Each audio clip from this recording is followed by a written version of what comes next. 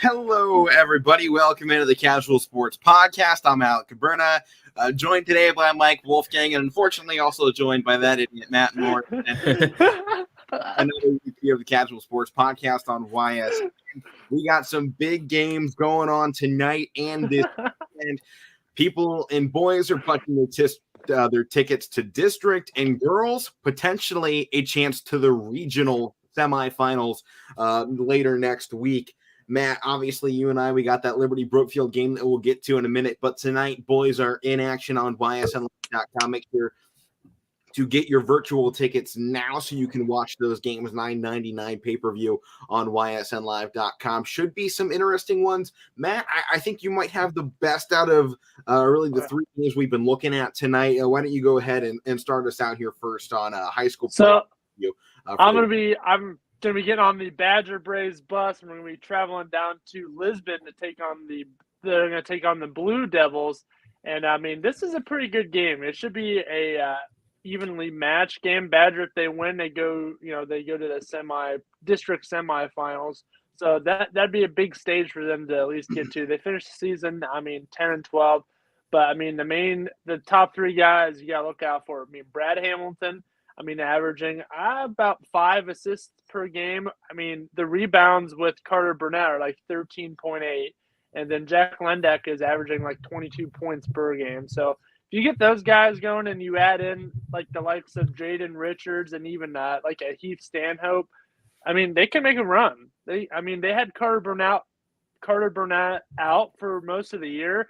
Then they got him back and they just started making a run against, solid teams. So we could very well see a Badger team moving on here now, but can't count out Lisbon now. They got a good team, so it's gonna be a tough battle game.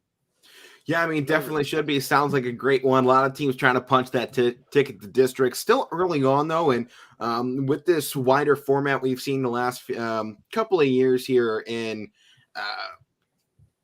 in the OHSAA playoffs, I think sometimes you see these first two rounds, they're kind of a runaway at this point. I'd like to see maybe the OHSAA kind of decrease the amount of teams we see in the playoff field at this point, because these first two rounds, it seems like we don't really get too many upsets, although one of the teams I'm calling tonight did have an upset earlier in that first round. They were 17, took down an 11, but I like seeing that in that sectional final. You might actually have some close games, because so far this postseason, I have not yet called a game that has been within 10 points of one another. I have seen nothing but blowouts through the playoffs to this so far.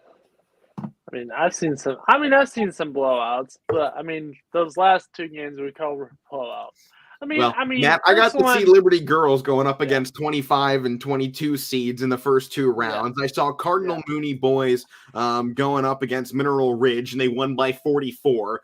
Liberty boys was on a first round bye. I saw Liberty this past weekend in the district semifinals absolutely destroy Waterloo. I saw Brookfield take it to Ursuline. Ursuline made it close, but Brookfield ran away. That's probably the closest game. That's the closest game I've called. Was still a 20-point blow, 20-point win for Brookfield. Yeah, they made a little comeback. They got it within 15 at one point, almost. And that's the closest they were. That's the closest I've been to a tight game this postseason. I'm hoping for something tonight.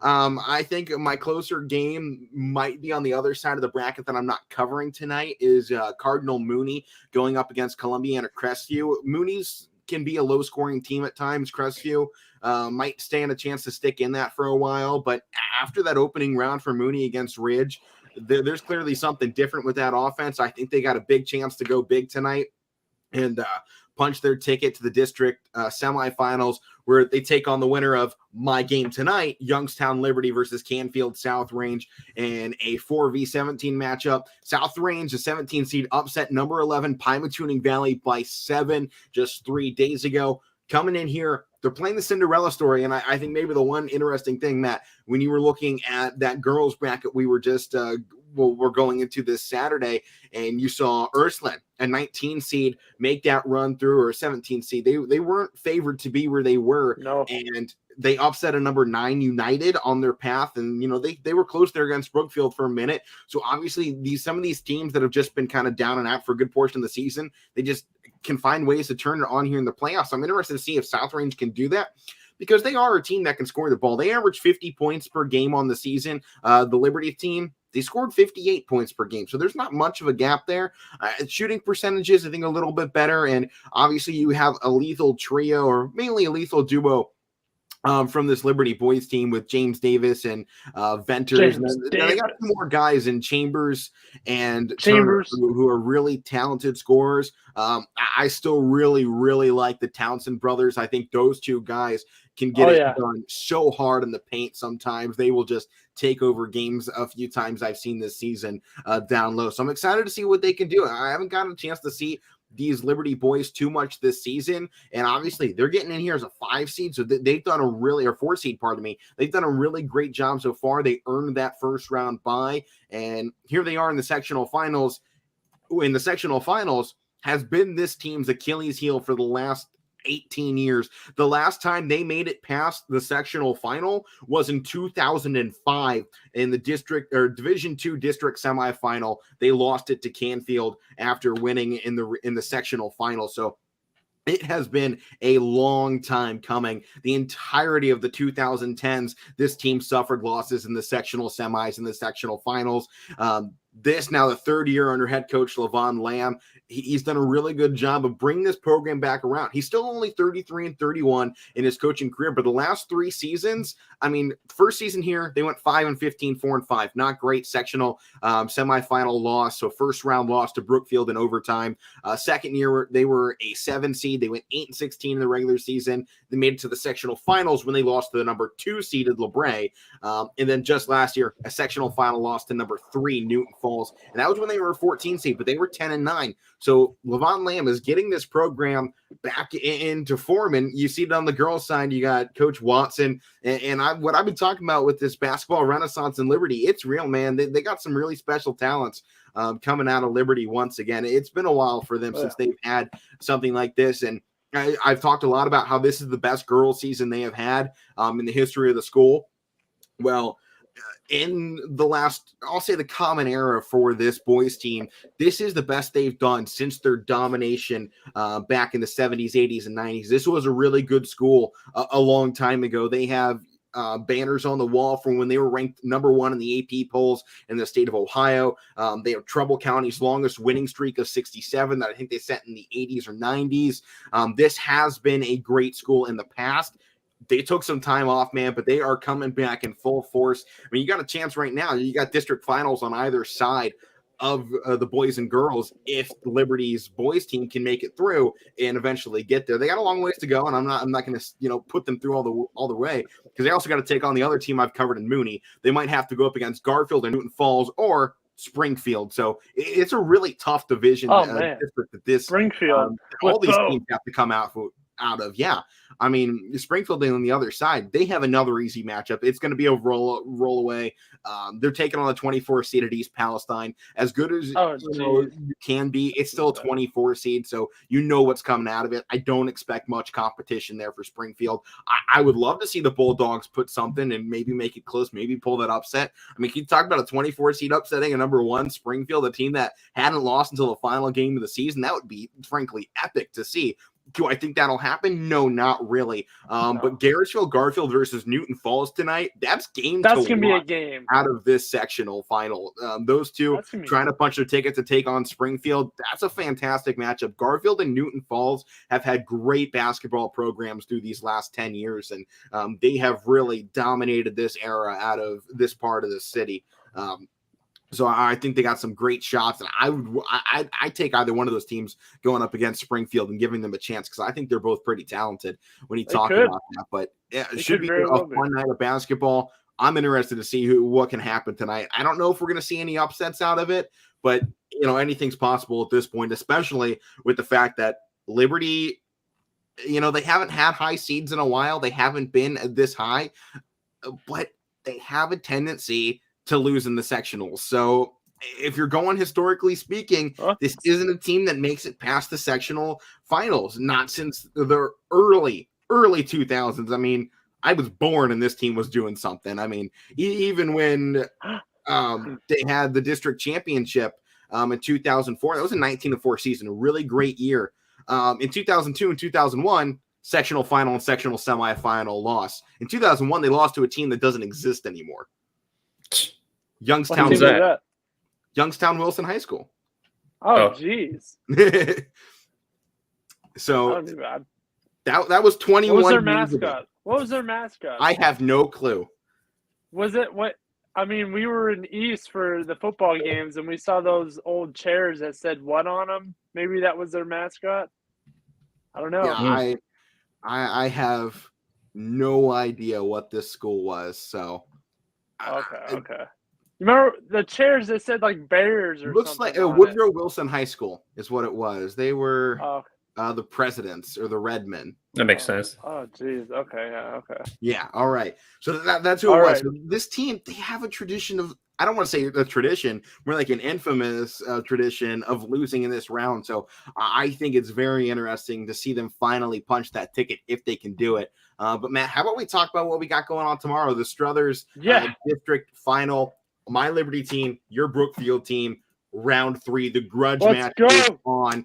Matt, we have been talking about this game since they met up for the second time, and it just felt like inevitability. When you saw Brookfield hit the 2 seed on one side of this bracket, Liberty took the 1 on the other side, and you could clear that, you could draw that line clear as day. It was going to be Liberty and Brookfield punching their tickets here. Waterloo was supposed to be a challenge for Liberty. It didn't end up being that way. No. I think a lot of people, including myself, thought that game was going to be something special. It didn't end up being that way. But I think Brookfield Liberty round 3, Liberty in the new get-ups here for districts, they're coming in with a fire, man. You saw the fire that this team has lit since that Brookfield loss. This has become a different animal, and I got to call the first game of this one on my own. I joined you for the second game, so I'm the only one that gets to see all 3 of these from YSN's perspective. Yeah. And that first one, there was a lot of mistakes on either sides, and Brookfield shot themselves at the foot at the free throw line, and that allowed Liberty to come out on top. The second game, Brookfield hit their free throws, and Liberty got in foul trouble. Demi and Sienna both fouled out of that game. Since then, those girls haven't really even had a foul in a game since that Brookfield matchup. So you come into this one now.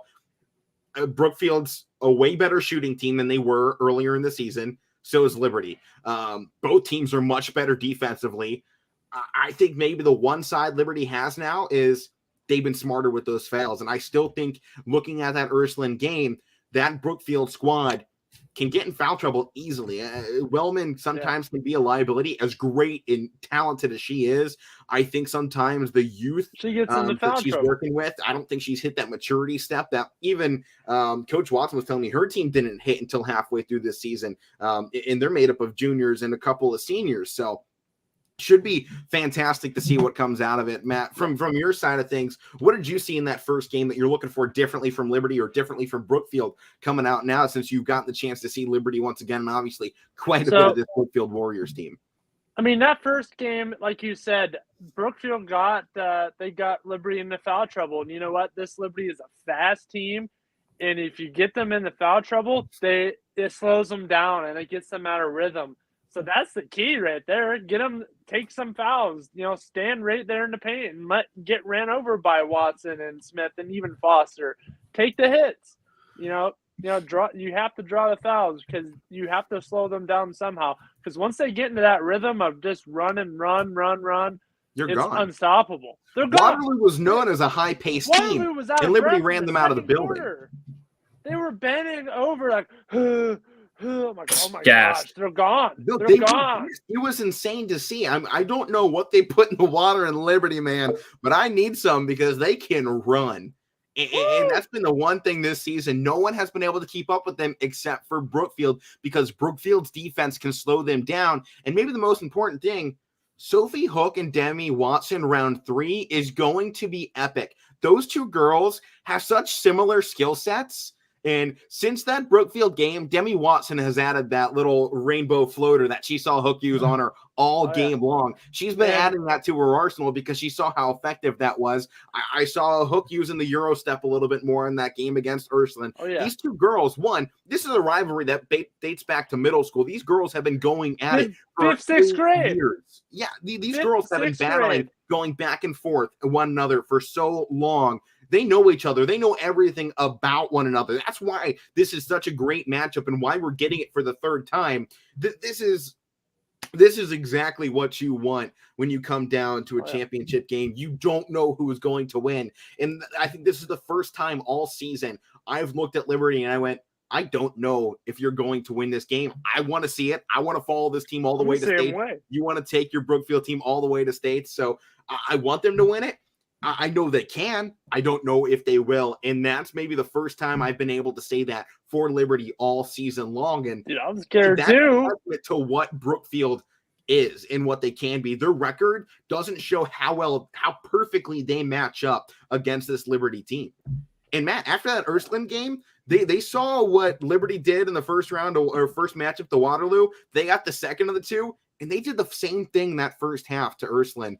This is going to be a shootout. If this thing ends 100-100, I won't be surprised. And Matt, we talked about yesterday how hard it is to play a team again.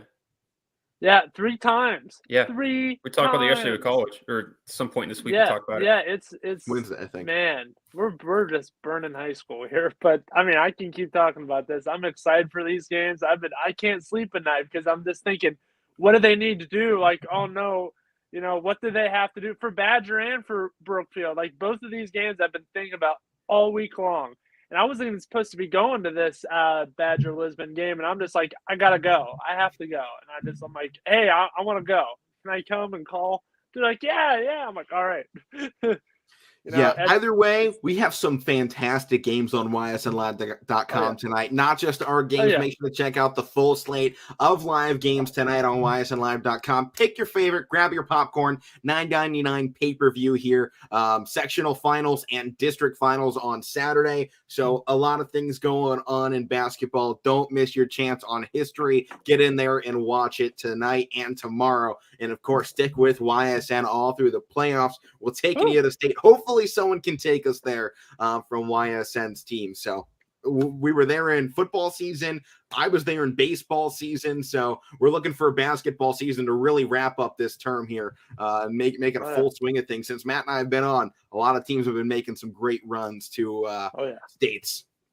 I love to see it out of this region. But let's go ahead and hop out of high school basketball. And instead, for the first time, let's talk about some NASCAR here. I know you guys touched on the Daytona 500 on Monday. We're actually going to be predicting the winners of NASCAR Fontana, the Wise Power 400 at the Auto Club Speedway. You can watch this game on Sunday at 3:30 on Fox, it looks like. So should be a fun race. It's always interesting to see who comes out hot after the Daytona 500 race. I think this is actually one of the most watched races of the year after Daytona because everyone's watching at the beginning of the season. So you get these first few races, a lot of viewership, a lot of attendance. Then it starts to decline midway through the season before spiking back up at the end of it. So NASCAR Fontana, obviously Austin Cindric won the last one. And how we're going to make this prediction on it is we each are going to have 3 picks. You get 3 picks to pick the winner, and you're either 1-0 or 0-1. If you get one of your 3 people right, it's counted as correct. If none of your 3 people win it, it's wrong. So it's 1-0, 0-1 every week in NASCAR. That is how we're going to be predicting it, just for you guys and for everyone watching, to figure out how we're going to be scoring our NASCAR picks throughout the season. So without further ado, then we got to talk about who's favorites right now to win this race, because this is one of those tracks that it's a 400-mile track, 2-mile track on its own.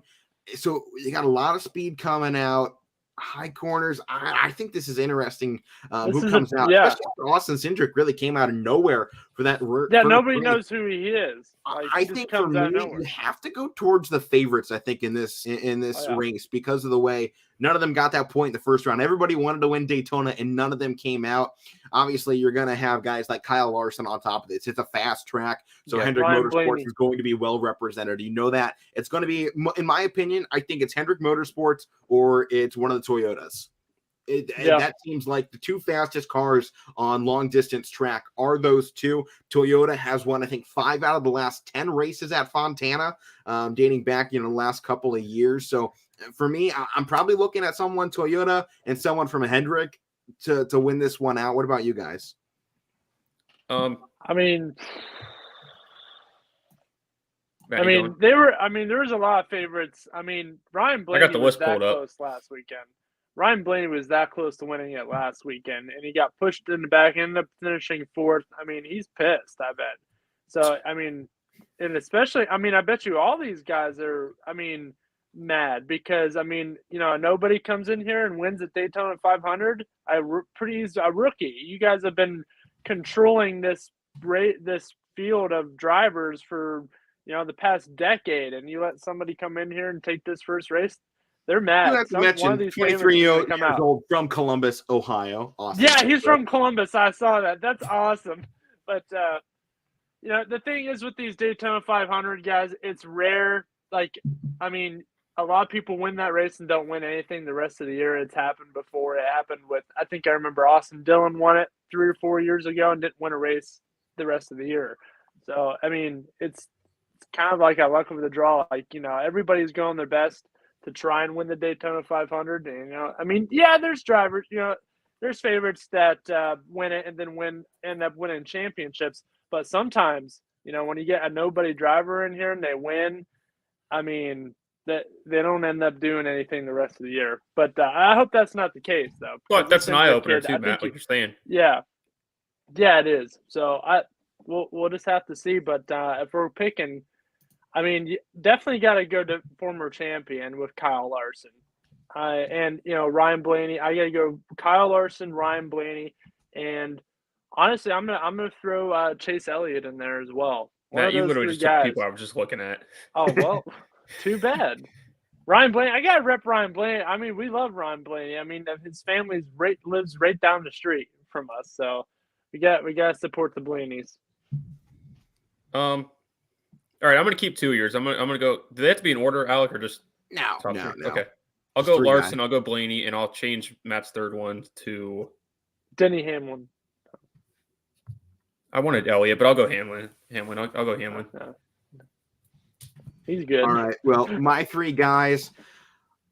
I don't like really any of these guys, but I think this NASCAR season, I'm just going to go with guys I think are going to win. I think you have to look at what they've done previously at this track, how they've performed, and there's a couple of guys that have won a lot at this track. Since 2013, Kyle Busch has 3 wins at Fontana. They didn't race here in 2020 or 21. They returned here in 22. I think Kyle Busch is one of mine. I hate him. He's my least favorite NASCAR driver ever. I cannot stand him, but you have to admit he is a great race car driver, and for whatever reason, he knows how to win races, and that's one of those things. We're going to look back in 20 years and go, man, I hated that guy, but you got to admit he's one of the best to ever get in a car and, ride 10,000 miles around a track. I wasn't the biggest fan of Jimmy Johnson. Look what he did. Yeah, I love Jimmy. So I've always loved Hendrick Motorsports, cool. Thanks to really Dale Earnhardt Jr. But next up, I'm going with Denny Hamlin, as Mike took that one, thanks to Matt there. But he was like 6th in the favorites for the race this time around. But he's been really fast recently, and I like the way he's performed. And he has the fifth best odds on this list. Yeah, fifth best odds there. So he's not the favorite, but I think he's got a good chance. And Toyotas, they do pretty good at this track. I mean, it's 4 of the last 7 here have been Toyotas. Other than that, it's pretty much all Chevys. Brad Keselowski had a one random Ford in there. Before the last Ford before that was Matt Kenseth in 2009. So it's a Chevy Toyota track. So I think one of those got to be it. And my Chevy pick, I hate Kyle Larson, but I'm going to put him in here. Champion last year. He's a really fast NASCAR driver. I think he can win. A great shot. You put him on in his long track, he's car. dominant. You put him in any type of car, he'll win. I've seen him race on dirt. I've seen him race anything you can imagine, and he wins. He'll go and race in the Chili Bowl. That's a huge, winged. It's a non-wing sprint race out. I think it's in Oklahoma. He'd go out there not racing sprints or anything, for months, and he'll go out and win a race. He won in a modified. He doesn't even race modifieds. He won in a modified. World Outlaws, I think it was a late model actually, and he would win races. He never even raced a late model before, and he would win. He can win. Well, should be an interesting one. Yep. 4 out of our 9 picks involved somebody named Kyle. So common name in the sport. Sleeper though, Kevin Harvick. Always. That's my sleeper. I love Kevin. He's always a guy that can just sneak out of nowhere to win those races. Absolutely. Should be interesting though. Fontana he's race one of the old dogs. 2019. Let's go ahead and move it in here to college basketball. Wrap up the last half of the show. As we're at the 26-minute mark here. First matchup, top 25 coming up tomorrow evening or afternoon. 2 p.m. game, Kentucky Wildcats led by Shibwe hanging in against number 18, the Razorbacks. Matt, I know you've really liked what you've seen out of this Razorback team as of late. You've been talking about them more and more as we get deeper into the season. They're third right now in the SEC. Got a chance to make it, I think.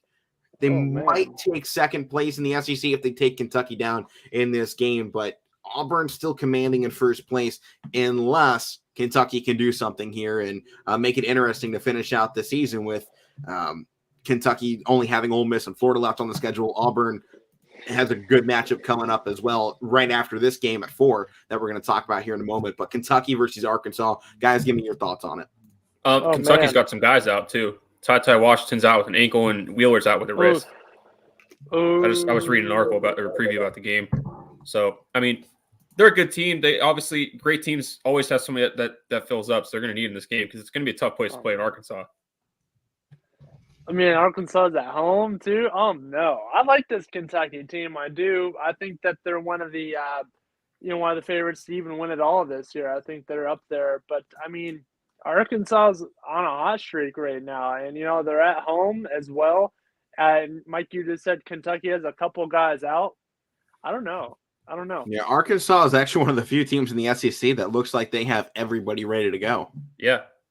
So Kentucky's as good as they've looked. They're fighting some stuff at the wrong time. They got 3 games left. I'm going to go with the upset. I'm going with the upset. You can't tell whether or not they're that team we think they are, though. If they can win it without those people in there, Matt, I had a feeling you were going to roll the upset here and take. Yeah, I'm going to go Razorbacks here. I've been high on them. I've been high on Kentucky too, but I mean, I just got a feeling. I feel like this is tough. This is an interesting game. It's hard. I mean, you just look at Kentucky this season. I mean, that last big matchup against Tennessee, they came out flat. Arkansas just beat that Tennessee team. Yeah. So I definitely think, you got a chance here for Arkansas. I don't know if they do it. I'm really hoping Shibwe goes big in this matchup. He's been really great so far this season. He's a junior. I mean, the fact that his averages right now are 16 points per game and 15 rebounds per game is just outstanding. So I really like him against this team. He normally only scores 16 points per game, 56 from the field. We'll get to see what he does here tonight. Yeah, I'm going to roll Kentucky on this one. I like this team. I've been high on them. I don't think they lose two this close back-to-back. Not back-to-back, obviously. It's only been 10 days. I don't think they drop another one this soon. Matt, I don't really agree with you that much, but I think I'm going to roll with you and pick the upset. Okay. I think that last game they played against OSU, they struggled in that one a little bit. They won, but it wasn't pretty. And I hope Arkansas doesn't come out and think like, oh, they have 2 guys out, we should win this. We're at home. They still got to come out with that mindset. We got to go take it. Hard. They're still capable of winning. Kentucky is, but I'm gonna roll with you. All right. Well, all right. both of these teams are looking for a potential upset there. One to get Kentucky off the heels of Auburn, because the next game we're talking about is the Auburn Tigers and the Tennessee Volunteers. So we're really sticking inside this trio of four at the top of the SEC. But Arkansas pulling that upset against Kentucky, it opens the door for Auburn really just to finish out strong and take the SEC. It puts Tennessee, if they can pull the upset here, in the same conversation with Arkansas. If they pull the upset over Kentucky, they'd have the same record at 11-4 in conference play. Obviously, the tiebreaker at the moment, I believe, goes to Arkansas. And Kentucky, they have to just keep on winning, because that's the only way they stay in competition here for a potential first place finish. But should be an easy ride out for Auburn. After this game, they have Mississippi State and South Carolina, two teams that I don't think are really going to challenge them. South Carolina could be a little difficult, but I don't think Mississippi State at 10-12 on the season is going to do much.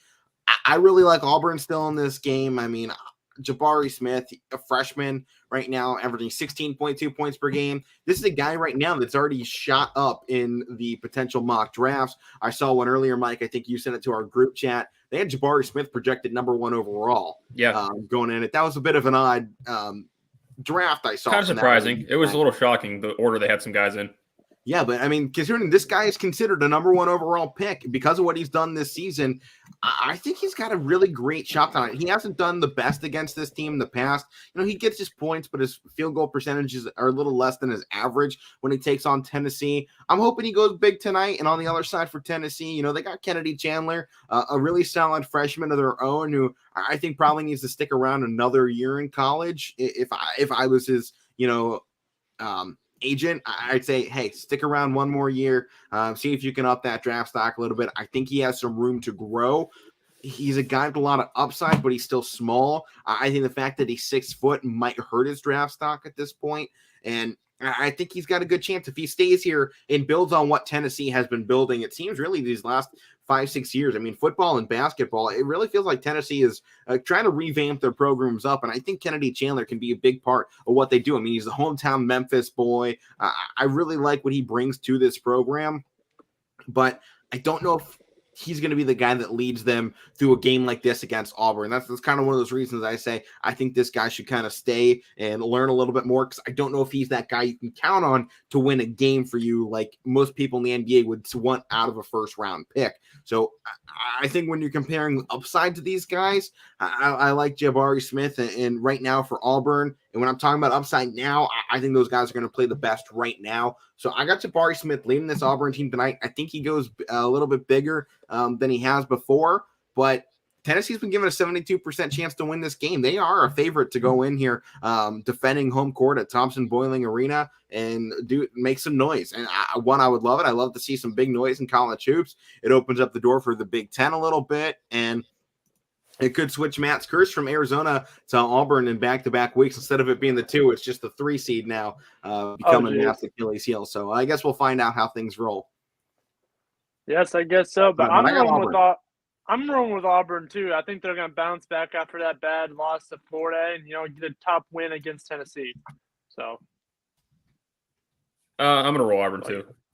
You said everything I was going to say about Jabari Smith. So.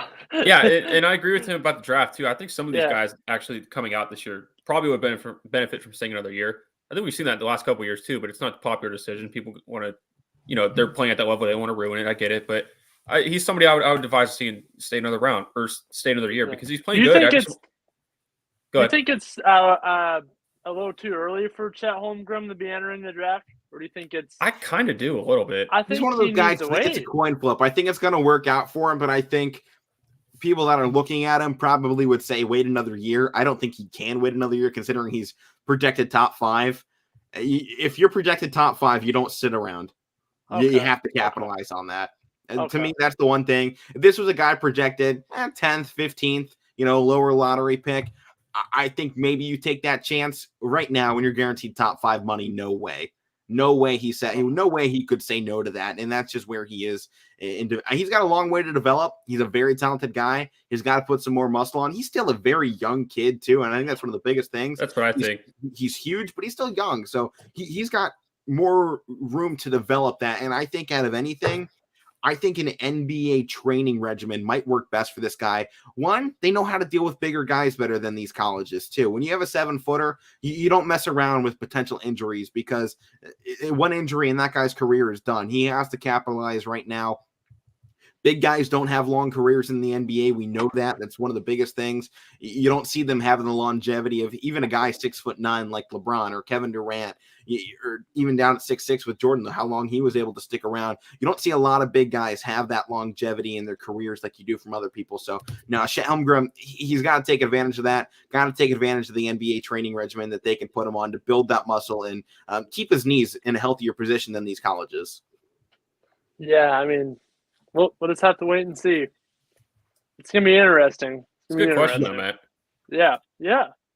Well, next game up should be another good one. Another team that has a guy that has the potential to go big in this year's draft, the Kansas Jayhawks by Agbaji, and they're taking on a team formerly number 1 in our rankings, which they held for 5 weeks, the Baylor Bears, coming in once again. Man, I just don't know how to feel about Baylor anymore. You know, I really don't. Team. I mean, they're we were so high on them, but they're 11-4 in conference play. I think Kansas is just a better team. It just seems like every time you go to count on Baylor, they fall apart. Every time you count on Kansas, though, they also fall apart. So what am I even talking about in that point? It feels like some of these teams that are just so good, you go to count on them like you do with Gonzaga, and they fall apart. And I think maybe that's the one thing that Gonzaga has started to benefit from, playing in a weaker conference, like we keep saying we don't want to see anymore. But it works for them because they're able to ride with the highest confidence in the postseason. Everyone thinks this team has something special building underneath them. Whether they think they can translate that to March is a different question. But I don't know if you can count on either one of these teams to make the big run. I got Kansas taking this game. I can't pick the Bears anymore. They just keep flubbing every time you go to depend on them. So that's probably why I'm sticking to Kansas on this side of it. Even though, last time Baylor, they got blown out. Actually, it was a 24-point win, and Kansas took it home. So I got your Kansas too. They're just strong. I mean, I know they've lost some games out. They lost the Kentucky game, but we were just saying the other day, I know you think Kansas is better than Kentucky. I think they're almost evenly matched. But Kansas is definitely playing on a higher level than Baylor right now. I don't know what's going on with them, but. Matt, I just thought of, how many teams this year we kind of thought, this is the standard, and then they lose a couple. We thought that about Baylor. We thought it a little bit about Auburn. Then they lost the game, too. We thought it about Kansas. They weren't number 1, but they were getting up there, and sometimes, like Alex said, they're a little bit inconsistent. So this is one of those years. I feel like we've said this last couple of years, but it's another one of those years where it's kind of wide open. Yeah, and guys, if you look at how we've voted this season on teams, Baylor, they were the longest consecutive streak at that number 1 spot. They held that for 5 weeks, which is still tied for the most we've had a team at the top. We started Gonzaga at the top to start the year, and they have it once again. They've held it for a total of 5 weeks, which is the same amount as Baylor, and most likely, if they don't get, they have to get past St. Mary's. They probably will this weekend, but they're going to hold that for 6 weeks in total. So our 2 top teams, I think you still got to look out for Baylor. I just don't know if I can count on them anymore to win the big games. I think they're a team come March. They're going to make a huge run. That's an Elite 8 team, in my opinion. I think Baylor has a great shot at being an Elite 8 team. But I just don't think if they have to go up against somebody that's better than them or higher ranked than them, I just don't know if they have what it takes, or somebody that's even with them. I don't know if they can win those games. And I told Matt the last couple times we picked their games, I rolled with them because I was giving them one more chances or games they should have won, but I just really don't trust them. I'm not going. I try to give them one more chance against Texas Tech, and Texas Tech owned them. But like Alex said, I don't trust Kansas a lot much better either. I'm like, no way. I'm not doing it again. So that's all I got. Mike, who are you taking? You're taking Kansas? I think so. I kind of gave it away. Yeah. No more second chances. But this could be a time where Baylor just comes out and shuts me up. So right. It's definitely one of those times. We're all picking on the other side. So Kansas is going to come in and be like, well, we'll let them take this one. Yeah. We took the last one. They can take this one, split the tiebreaker in the regular season. I mean, I would like Baylor to win this and get on a roll because I like what they've been doing last year winning the title. They were building up before that. They're not a blue blood, so it's kind of cool to see them succeed. But I love what Baylor's been doing. I'm a huge fan of what's going on in Waco right now. I'm going through the football program. The basketball's coming up. I'd love to see what's going on in Waco, but I think it's early. Still early to count them as one of those teams that you can depend on for years to come. I think they're getting there. I think they got a great shot. I mean, they've been definitely building up that program, their athletic facilities. It's still a small region down there in Waco. It's a rich area, though. They got a lot of money, which is definitely helping them with their athletic programs, the way they're able to just start pumping money into that program as they have these last few years. But I really like what's going on with them. I think game day is going to be at this game tomorrow morning for previewing it or whatever, because it's a night game. But next game here for us, the Gonzaga Bulldogs and the St. Mary's Gales. I know we're all taking the Gonzaga Bulldogs in this one, but you got to mention the performance last night. Matt and I were talking about the game between the San Francisco Dons. 89-73, Gonzaga came out on top. I told you I liked them more as a 20-point favorite last night. They were pretty much a 20-point game. 4 points off from being up by 20 in that. So you're close. I like my decisions there. So I don't think better than I am. Mary's team scores very well, and that's the biggest thing. I mean, they're coming in 70 points per game. They allow 60 points per game. They have a good defense. It's actually still better than Gonzaga's defense at this point, which might be the most incredible stat there. But I think that's because they score so little. Their time of possession is a lot bigger. And that's the one thing that you don't really see translated onto your team stat sheet very much is your average time of possession in a game. And I think that can be really big when you're talking about a game against a team that can score a lot of points. That's why Brookfield can beat Liberty, is because they nullify that time of possession that makes Liberty so good sometimes. They can slow down the tempo. I'm looking for St. Mary's to slow down the tempo in this game. Make it a 60-point game. They couldn't do it last time out. They lost 74-58 because of it. They need to keep Gonzaga down in the 60s to be able to win this game. I don't know if they can do that, so I'm taking Gonzaga. Yeah, I'm picking Gonzaga too. I want to pick growing across the board. Yeah, I figured. St. Mary's though, I'm calling them a sleeper though. They're tough sleeping in this game right now, so they're not a team that you're going to count out at the moment. I mean, they're going to lose this game and drop out of that top 25 more than likely. But you're still talking about this team being a 5 or 6 seed potentially. Yeah, I mean, five team. I mean, they're going to be a 5 seed, 4 or 5. I mean, they're in there. Yeah, I guess when we were looking at that list, Matt, a couple weeks ago, they weren't that position. So, well, I guess they might be a little farther back. I think 7th. I think they were further back. 7th seed. But I mean, like sleeper as far as like can beat some higher up, like some powerhouse teams. I think they can, but not this one. Yeah, they're going to make some noise. I think they're going to pull some upsets.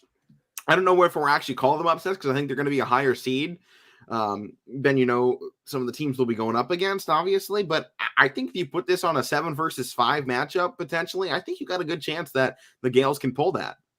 Delhi school, Matt, too. That's where Delhi's from.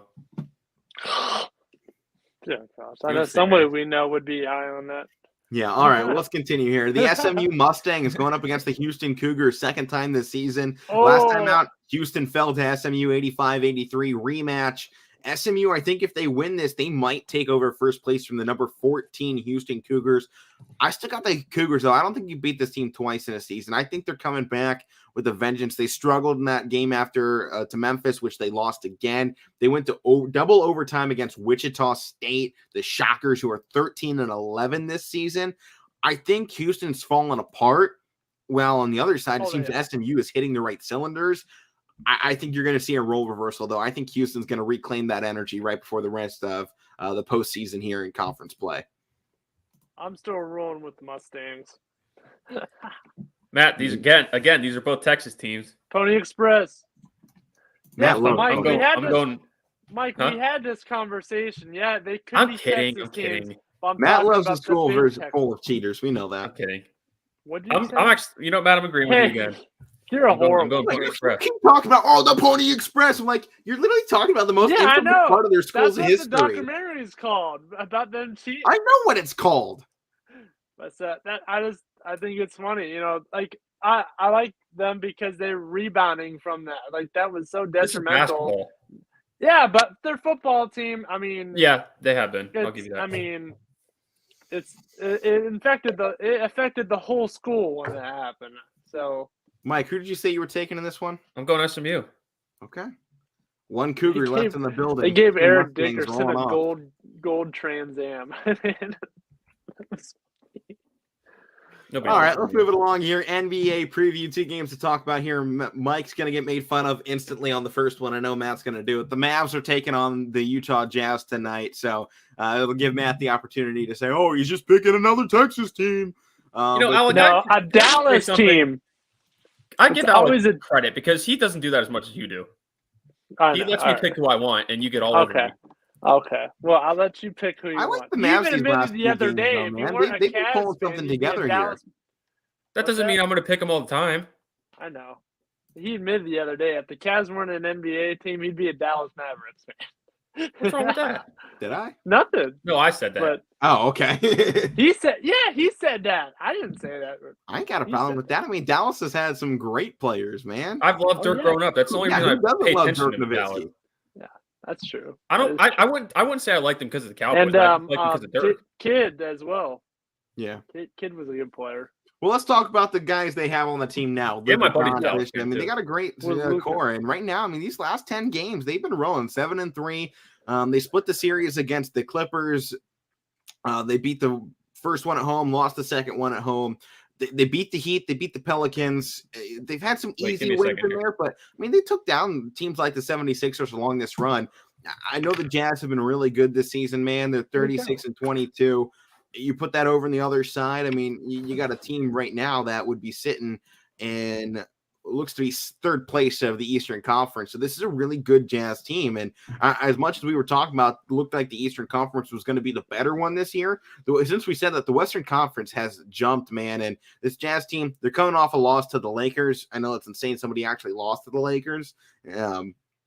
But before that, I mean, this team was one of the few that beat the Warriors this season. They dominated the Nets. They've beat the Nuggets. They've beat the Knicks, the Magic, and they destroyed the Rockets 135-101. This is a Jazz team that can score a lot. And I think we always forget this is one of those teams that has a lot of talent built into it. I mean, Donovan Mitchell obviously is the star. You got to watch out Rudy Gobert. I mean, he's a potential defensive player of the year every time he steps on the floor. They got Jordan Clarkson, the guy Cleveland gave up that everyone was regretting instantly. I don't mind it too much now. But 100% worked out. 100%. For both sides of it, I think. Jordan Clarkson has really turned himself into a star over there in Utah. I mean, they got Bogdanovich, they got Mike Conley, they got the older Hassan, or actually still a younger Hassan Whiteside. Feels like he's been in the league forever, so I always forget he's actually still in his 20s. But they got a huge bench to go off of. I mean, with guys like Azubuike, Pascal, House, O'Neal, Nikhil Alexander-Walker, Trent Forrest, Wancho, Hernan Gomez, Snead. I mean, they're deep. I really like what this Jazz squad has put together. It kind of makes you feel a little bit like what Cleveland's done. I mean, they have just built up a team using the draft, taking pieces and kind of just flipping them around. They really almost just feel like the Cavs of the Western Conference, but a little bit better maybe in terms of how they've been able to get some guys and do whatever. But I really like what the Jazz are doing. And to me, every time you go to count on the Mavericks, it seems like they slip up a little bit, and that kind of worries me. Both of these teams play better at home, and the Jazz are at home. So I think going into this game, as much as I'd really like to pick the Mavericks, I think I'm going to go Utah Jazz. Just to the better home team. I think, they're a better home team too. That's also a tough place to play in Salt Lake. But both these teams are pretty similar the last couple weeks as far as their records and Dallas. I think they you ran through it. I think they lost one or two in their last handful of games. Same with Utah. But Matt, 7 of the last 10 they won. Jazz won 6 of their last 10. Matt, I pulled this out for you. This is why I'm picking them. Oh, jeez. I got it when I was in Dallas. I told you a couple years ago. I like it. Well, I'm picking the Jazz. So typical. Matt always picks against Dallas. No, I don't. Since I stopped my camera for a few seconds, I pulled the shirt out. I got to go Dallas because I brought it out for Matt. All right, Lakers versus Clippers, round 3. Both matchups so far have been taken by the Clippers. I know you guys don't like talking about this one, but it's one of the premier matchups going on in the NBA. You got to watch out because this really impacts that play-in tournament. I mean, the Trailblazers are right on the outside of the Lakers looking in. They got the 10th spot. Lakers are at 9 right now, and you got a big chance for the Clippers right here to knock down the Lakers again, who are 3-7 in their last 10 games. I think it really opens the door for the Trailblazers to get hot and potentially open the door. And I think maybe the biggest thing is Zion Williamson right now with the Pelicans because they're a 12 seed that are only 4 games back really from the Lakers in a potential spot for that play-in tournament. This is one thing. If you're dealing with that injury all the way throughout the season, you still have a wide open door in this late stage to potentially make that run. If they can get Zion back in that lineup, I think it opens the door for the Pelicans. I still think the Kings, Thunder, and Rockets are pretty much done this season. They can make a run. I don't think they have the pieces to. But maybe the one team we haven't really talked about, the Spurs. They got some guys down there. It's still a young roster, but I mean, they've put together some great players. I mean, between DeJounte Murray and Lonnie Walker, a guy people really forget about until he shows up on your television sets, throwing a hammer down. I mean, they got outside shooter Doug McDermott.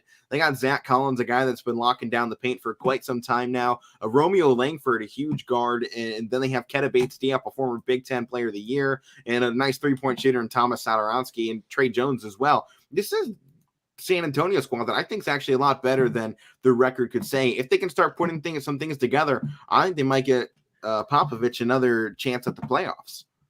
Yeah. But I think it all culminates from if the Clippers can take the Lakers down for the third time this season out of their 4 matchups. They've already won the first 2. I feel like for the Lakers, obviously this isn't what they're hoping for at the beginning of the year, but if they want to, try to avoid, they want to get that, eighth seed, I think, the 8th seed, because then they'll have 2 shots at the playoffs. If they lose one, they'll have another shot.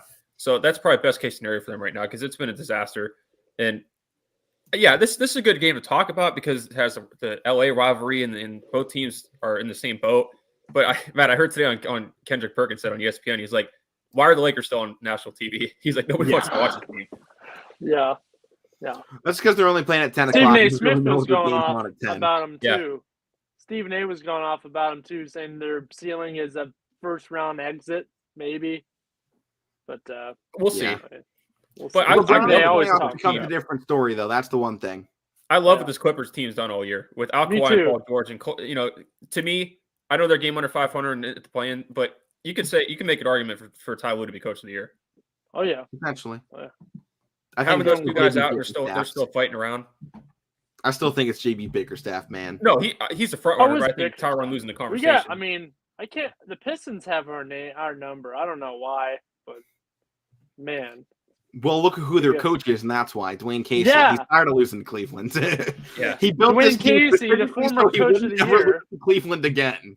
I got something to say about that, but we don't have time Dwayne Casey, man. I mean, he won coach of the year, and that same year the Raptors fired him. Yeah.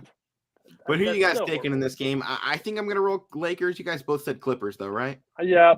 Oh, Mike, I don't think you said officially. Watson. I'm going to take Lakers in this one.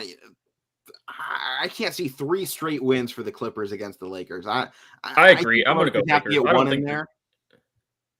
I'm going to go Lakers too. Okay. I don't trust them at all. I mean, I really don't trust either team, but this team's they can't win a game like this. They should be up for a game like this. And if they don't, then they don't deserve to go anywhere. I think they're going to come in with a little bit of momentum. They were in a tight game against the Warriors the game before. I think they lost by 2. And LeBron, Russ, and AD in that last game against the Jazz, they did pretty good. I think LeBron had 33, and then AD and Russ combined for 34 combined. So it was a pretty good day for them. I think they might have another good outing at the office. But let's wrap things up here. NHL Quick Picks, and we'll finish out the show. Tonight, the LA Kings and the Anaheim Ducks. We're keeping it out west. Should be a great one. We don't talk too much about the Kings this season, but they've definitely made here and there. Here and there, but they made an impact over there in the Pacific. They've just been kind of sitting there while the Oilers, Ducks, Canucks, Golden Knights, and Flames have really just coin flipped all season on who's going to take over. This Kings team, man, they're steady. They're steady going. I really like what they've been doing. A 3-game win streak here, and as much as I love the Ducks, man, we always talk about that. We always pick the Ducks. I like the Kings in this matchup. And, Matt, I shouldn't have steered away from my algorithm last night because the Canucks killed the Flames. Yeah, I know. It was domination. I mean, look what New Jersey I went away from my algorithm once. I'm not doing it again. Kings, my algorithm tells me the Kings. I'm going with the Kings. Plus, they got the hot hand, so I like it. I don't know. I guess it's been – the lower teams are beating the high teams. You had the Flames going down and the Penguins losing to the Devils, who's the bottom of the barrel team. They got killed. I shut it off. But I'm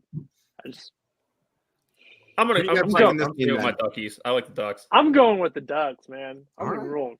I like Troy Terry's awesome. I like watching him play. All right, well, let's finish out the week, guys. Highlight of the week. Mike, why don't you start us off? What do you got? So I wasn't actually – I know I was telling you guys I was thinking about going to the Rising Stars game. I didn't go, but I was up in Cleveland for it for part of that weekend. I'll go that because it was fun being up there for it. The Rising Stars game was on at some of the restaurants I was at. People were into it. It felt fun to be there. So I'm going to go that. Matt? I got to go – I was going to go Badger Braves, but, I mean, it was just the first – it was a huge playoff win. That's an honorable mention. How about calling with you the two district semifinals? That was pretty cool. And, next week is probably going to be the district final game. That'll probably be next week's highlight. Yeah. Whichever one of our teams wins, that's going to be the pick for next week. Yeah. I got a feeling. Yeah. But, yeah, man, I think I'm actually going to go the same way as you. Actually, I'll just say it all in total. The high school playoffs this season, man, it's fun. I feel so excited for it. And I don't know if I felt that during football season, It was okay. It was fine. Baseball playoffs, even though I was in a state championship game, things got fun down the final part of the stretch. But I don't think I've had so much fun calling games, watching everything, seeing what's playing on than I have this season in the sectionals and districts. I saw some good teams during baseball season. I mean, I covered Canfield for part of their perfect season, a near perfect season, and what they did in the postseason. That was great to see. But I just didn't have that excitement that I do have right now for Cardinal Mooney and Liberty and those Liberty girls, Coach Watson, the way she's allowed me kind of a secondhand look into the team, what's going on within this season. It's been a fantastic experience. One that this is really the first time I've been able to have that experience with YSN. I think the chemistry with the teams are better. Or it makes it better because, I mean, I know Brookfield, I went the Badger. I know the whole team. So, I mean, I'm taking the bus ride with them. That's chemistry right there. Yeah. So I like the chemistry more. So yeah, I mean, I haven't had this feeling of I've been part of something in one of these teams. I called the state championship. I felt no connection to those JFK teams. I saw them 3 games. That was great for my resume. That was great to see what they did, and I'm not discrediting anything. What they did was fantastic. I've talked that a lot so far on the show and over the past year or so. But feeling like I've been a part of this, watching them all season long, knowing that one of these teams was going to be my ticket throughout the playoffs. And once they're done, I'm done. It was just one of those situations. I almost feel connected to what this team is doing this season. I know what I do has no impact on what they do. I'm not ever going to claim any part of their accomplishments this season, but just being a part of that atmosphere. And when they don't have anybody in the building and my voice is the one echoing through it, I hope they hear my excitement down on the floor sometimes, resonating through that arena and Pete Prokop court. And even over there in Cardinal Mooney, when they're packed and I'm sitting there next to the bench, I hope those guys on the bench listen to me sometimes and just go, hey, that man's having some fun watching us ball out here. So that's mine. It's really just been the whole season like this. But from the highlights now to the lowlights, this week's Big Head of the Week. Oh man, I think it was a given when Juwan Howard, hit that coach for Wisconsin. I mean, I know we talked about this before, but you're on a professional stage and you act like that. I mean, I get your team's being bad, and your feelings, your emotions get the best of you, but be a human, be a grown up. You want to do something about it? Win games. Don't punch people because you're losing. He's putting his career in jeopardy too. He has. And I know you guys don't like Michigan, but they're especially within the Big Ten, but you can make an argument for overall in college basketball. They're one of the not premier brands, but they're up there. That was kind of embarrassing for a program like that for them. Yeah. Oh yeah, definitely. Yeah. So, bunch of meatheads. Yep. Well, that will do it here. Another week of the Casual Sports Podcast has come and gone. Make sure to tune in to ysnlive.com tonight and tomorrow for all your high school playoff needs. Week 24 of the show wrapping up. Guys, we're like 2 weeks away from halfway through a year with YSN. It's been a great run so far. But make sure to stay tuned for YSN's Power Hour up next. We will see you all next week. Good luck.